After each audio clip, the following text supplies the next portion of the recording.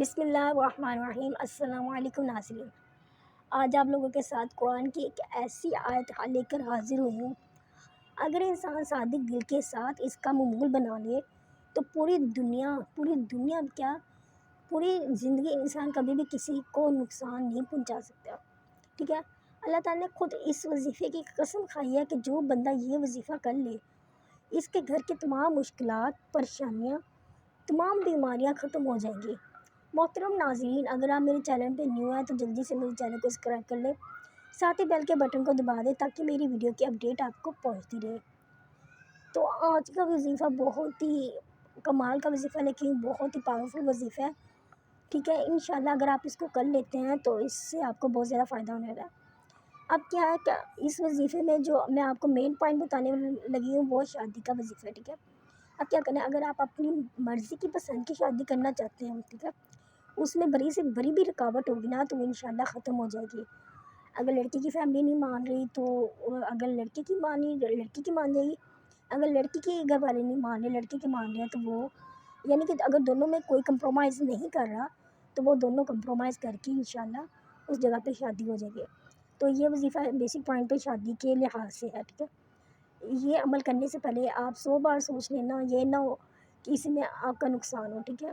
آپ وظیفہ تو کر لیں، میں نے یہاں شادی کرنے بعد میں آپ کہیں گی نہیں یہ ایسا نہیں تھا، میں نے اس کے ساتھ کرنی نہیں ہے، تو اس میں آپ ہی کا نقصان ہوگا۔ دیکھیں نا، جب آپ ایک عمل کرتے ہیں، ٹھیک ہے، ایک چیز پڑھتے ہیں، ایک عمل کرتے ہیں، اس کو ذہن میں لا کے، ٹھیک ہے نا، تو اس انسان کا آٹومیٹک دل مطمئن ہونا شروع ہو جاتا ہے، اور وہ پہلے نہیں تھا راضی، وہ پھر راضی ہونا شروع ہو جاتا ہے۔ جب آپ اس کے نام کا کچھ وظیفہ کرو گے، پڑھو گے، وہ اس کا دل خود ہی مطمئن ہو جائے گا۔ اسی طرح جب آپ اس وظیفے کو، اس عمل کو کریں گے تو آپ جس جگہ شادی کرنا چاہ رہے ہیں، اگر آپ اس عمل کو کرتے ہیں تو انشاءاللہ آپ کو اس سے فائدہ ہوگا، ٹھیک ہے نا۔ اس کی فیملی مان جائے گی، آپ کی نہیں مان رہی تو آپ کی مان جائے گی۔ تو شادی کے حوالے سے یہ بہت ہی مجرب وظیفہ ہے، بہت ہی پاورفل وظیفہ ہے کہ اگر کسی انسان پر اللہ کی جانب سے کوئی تنگی آ جاتی ہے تو سارا جہاں اس کے پیچھے لگ جائے کہ میں اس کو نقصان پہنچا دوں گا، سارا جہاں اس کے پیچھے لگ جائے کہ یہ بھوکا مر جائے، کہ سارا جہاں اس کے پیچھے لگ جائے کہ میں اس کو ذلیل کر دیتا ہوں۔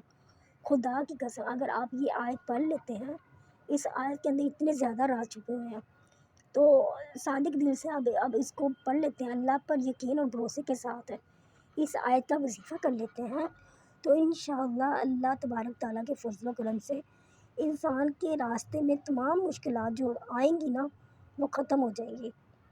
آپ جب اپنے ہاتھوں سے وظیفہ کریں گے نا، ٹھیک ہے نا، تو قرآن پاک میں اللہ تعالیٰ نے بہت زیادہ طاقت رکھی ہوئی ہے۔ اللہ تعالیٰ نے کہا ہے کہ قرآن کے اندر ہی بہت زیادہ مسائل کا حل ہے، آپ اس کو کھول کے دیکھیں، اس کو پڑھ کے دیکھیں، قرآن کے اندر ہر مشکل کا حل اللہ تعالیٰ نے رکھا ہوا ہے۔ میرے پیارے نبی حضرت محمد صلی اللہ علیہ وسلم جب معراج پہ تشریف لے گئے تھے تو پہلے آسمان پر گئے، پھر جب دوسرے پہ گئے، پھر جب تیسرے آسمان پر، جب 7ویں آسمان پر، تو سدرہ منتہا کے اس کے آگے کوئی مقام نہیں تھا، ٹھیک ہے۔ تو جب میرے نبی کریم حضرت محمد صلی اللہ علیہ وسلم ادھر تھے نا تو آواز آئی کہ ایک آواز دروازہ کھولا، تو میرے نبی حضرت محمد جبرائیل علیہ السلام امین کے ساتھ اس وقت سدرہ منتہا تک پہنچے تھے، آپ کے ساتھ جبرائیل امین علیہ السلام تھے، ٹھیک ہے، جبرائیل علیہ السلام بھی تھے۔ آپ نے پوچھا یہ کس کی آواز ہے، تو اللہ تعالیٰ نے فرمایا بے شک میں ہی تیرا اللہ ہوں، یعنی کہ میں ہی ہوں اور میرے سوا کوئی معبود نہیں، تم میری عبادت کیا کرو اور میرے یاد کی خاطر، یعنی کہ میرے نبی کی خاطر نماز قائم کرو، ٹھیک ہے نا۔ تو یعنی کہ آپ اس وظیفے کو کر لیتے نا، تو اس عمل کے ساتھ ساتھ، وظیفے کے ساتھ ساتھ آپ 5 وقت کی نماز قائم کر لیتے ہو، تو مجھے نہیں لگتا کہ آپ اس پہ زیادہ محنت کریں گے، مجھے نہیں لگتا کہ آپ 10 دن سے یا 15 دن سے زیادہ اگر محنت کرتے ہیں نا تو 5 وقت کی نماز پڑھ لیتے ہیں، آپ کا عمل نہ کمپلیٹ ہو۔ تو میں کہتی ہوں کہ یہ کوئی وظیفہ ہی نہیں ہے کہ جس پہ آپ کا عمل پورا ہو ہی نہ، ٹھیک ہے نا۔ تو یہ وظیفہ ہی بہت کمال کا ہے۔ آپ اپنے گھر والوں کو نماز قائم فرمائیں، ٹھیک ہے، اور اس پر ثابت قدم رہیں۔ ہم آپ کو رزق طلب نہیں کرتے بلکہ ہم آپ کو رزق دیتے ہیں، یعنی کہ ہم آپ کو وظائف دیتے ہیں، ٹھیک ہے نا۔ چھوٹے چھوٹے وظائف لے کے آتے ہیں، آپ لوگوں کے لیے لے کے آتے ہیں، ہم اپنے لیے نہیں لے کے آتے۔ آپ پریشان ہیں، آپ کا کوئی مسئلہ حل نہیں ہو رہا تو ہم وہ سرچنگ کرتے ہیں، ٹھیک ہے نا، تو اس کے لیے آپ کے لیے وظائف لے کے آتے ہیں، وہ وظائف ہم 100% لے کے آتے ہیں۔ آپ اس وظائف پہ عمل کریں گے، اگر آپ اس وظائف پہ توجہ دیں گے تو انشاءاللہ کوئی عمل ایسا نہیں ہے جس پہ عمل کریں گے تو وہ پورا نہ ہو۔ میری آپ لوگوں سے گزارش یہی ہے کہ جب بھی آپ وظائف پڑھتے ہیں نا، تو پہلے بھی میں نے آپ سے کہا تھا، ابھی بھی آپ لوگوں سے یہی کہوں گی کہ جب بھی آپ نے وظیفہ کرنا ہے علیحدگی میں کرنا ہے، ٹھیک ہے؟ تنہائی کا وظیفہ بہت ہی اچھا وظیفہ ہوتا ہے، کیونکہ ایک آپ کی توجہ وظیفے کی طرف ہوتی ہے، دوسرا دھیان کے ساتھ آپ اللہ کی بارگاہ میں بیٹھ کے جب کوئی عمل کرتے ہیں تو یقین مانیں وہ اس میں جو سکون ملتا ہے نا، وہ کہیں جگہ نہیں ملتا۔ جب آپ علیحدگی میں نماز پڑھتے ہیں نا، ایک کسی کے سامنے نماز پڑھنا، وہ توجہ ساری کئی طرف ہوتی ہے، اور ایک آپ جب علیحدگی میں نماز پڑھتے ہیں نا، اپنے روم میں اکیلے نماز پڑھتے ہیں، اس نماز میں بہت ہی سکون ملتا ہے، کیونکہ آپ کی توجہ ہی نماز پہ ہوتی ہے، نماز پہ توجہ ہوتی ہے، اللہ کی طرف توجہ ہوتی ہے، پھر آپ اللہ سے باتیں کر سکتے ہیں۔ تو الحمدللہ میں بھی ایسے ہی کرتی ہوں، میں کوشش کرتی ہوں، میں نے جب بھی نماز پڑھی ہے میں کسی کے سامنے نہیں پڑھی، ہاں بلا وجہ، ہاں اگر کوئی کمرے میں آ جائے یا مجھے ٹائم نہ ملے تو میں اپنی نماز کسی کے سامنے ادا کر لوں، کوئی نہیں، تو ویسے میں اپنی نماز علیحدہ ہی پڑھتی ہوں، اور جب بھی میں نے وظیفہ کیا میں کسی کے سامنے نہیں کرتی، میں علیحدگی میں ہی وظیفہ کرتی ہوں۔ تو میں آپ کو یہی بات بتا رہی ہوں کہ جب بھی آپ نے وظیفہ کرنا ہے علیحدگی میں کرنا ہے، کیونکہ جو علیحدگی میں وظیفہ ہوتا ہے نا کرنے کا، وہ مزہ اپنا اور ہوتا ہے، اور آپ کی توجہ وظیفے کی طرف ہوتی ہے۔ تو اب میں آپ لوگوں کو وظیفہ بتاتی ہوں، آپ لوگوں نے وظیفہ کیا کرنا ہے۔ آپ نے کیا کرنا ہے، سورہ فتح جو ہے نا، سورہ فتح کی آیت نمبر 27 سے لے کر 29، ٹھیک ہے؟ اب آپ نے کیا کرنا ہے، 27 سے لے کر 29 تک آپ نے اس آیت کو نا 21 بار پڑھنا ہے، ٹھیک ہے؟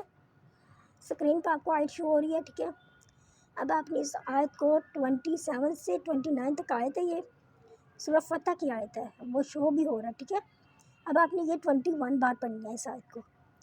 پڑھنے کے بعد اب آپ نے کیا کرنا ہے، اب یہ وظیفہ کس ٹائم کرنا ہے، آپ کسی بھی ٹائم کر لیں، اب اس کا کوئی ٹائم مقرر نہیں ہے کہ آپ نے فجر کے ٹائم کرنا ہے، ظہر کے ٹائم کرنا ہے، عصر کے ٹائم کرنا ہے، اس کی کوئی پابندی نہیں ہے، آپ کسی بھی ٹائم کر لیں۔ اب آپ نے کیا کرنا ہے، اس عمل کو غور سے سن لیں۔ آپ نے کیا کرنا ہے، آپ نے جب وظیفہ کر لیا نا، اب جس کا خاندان آپ کا لڑکی والوں کا خاندان ہے، اگر لڑکا کر رہا ہے تو لڑکی والوں کا خاندان، اگر لڑکی والوں کا خاندان نہیں ہے تو لڑکوں والوں کا، آپ نے اس جب عمل کو کرنا ہے نا، تو آپ نے کیا کرنا ہے، ان کے گھر والوں کا نام لینا ہے، ٹھیک ہے؟ گھر والوں کا نام لے کر آپ نے پھر دعا مانگنی ہے، ٹھیک ہے نا؟ جب آپ نے دعا مانگنی ہے نا، گھر والوں کا نام لے کر دعا مانگنی ہے، اور تصور ذہن میں رکھنا ہے، لڑکی کے گھر والے ہیں یا لڑکے کے گھر والے ہیں، تصور ان کا ذہن میں رکھنا ہے، اور جب آپ نے دعا مانگنی ہے، آپ نے یہ کہنا ہے کہ یا اللہ دونوں کے گھر والے راضی ہو جائیں، مطمئن ہو جائیں۔ اس وظیفے کو آپ نے 41 بار کرنا ہے، ٹھیک ہے؟ کوشش کریں اس میں ناغہ نہ ہو، ٹھیک ہے؟ اس وظیفے میں بالکل بھی ناغہ نہ ہو۔ آپ نے اس وظیفے کو 41 بار پڑھنا ہے، ٹھیک ہے؟ اور اس آیت کو جو پڑھنا ہے 21 بار پڑھنا ہے، 21 بار۔ اور کیا آیت پڑھنی ہے، یہ آیت تو آپ کو اسکرین پہ شو ہو رہی ہے، 27 سے 29 آیت ہے، ٹھیک ہے؟ اور سورہ فتح کی آیت ہے، ٹھیک ہے؟ انشاءاللہ اس وظیفے کو کریں، اس عمل کو کریں، دیکھنا آپ کا بہت زیادہ مالی فائدہ ہونے والا ہے۔ آپ لوگوں سے بار بار کہہ رہی ہوں، اس وظیفے کو کرنے سے پہلے 100 بار سوچ لیں، کیونکہ یہ وظیفہ بہت ہی کامل وظیفہ ہے، بہت ہی پاورفل وظیفہ ہے، اس وظیفے میں بہت بڑی طاقت ہے، ٹھیک ہے؟ اگر جب بھی آپ نے عمل کرنا ہے، سوچ کے کرنا ہے، سمجھ کے کرنا ہے، ٹھیک ہے؟ دیکھیں نہ کسی کی زندگی برباد کرے، نہ کسی کو تنگ کرے، جو آپ کے ذہن میں جیسا بھی ہے اسی لحاظ سے آپ نے یہ وظیفہ کرنا ہے، ٹھیک ہے؟ تو اگر میری ویڈیو اچھی لگی ہو تو میری ویڈیو کو لائک کر دیں اور شیئر کر دیں۔ جزاک اللہ خیر۔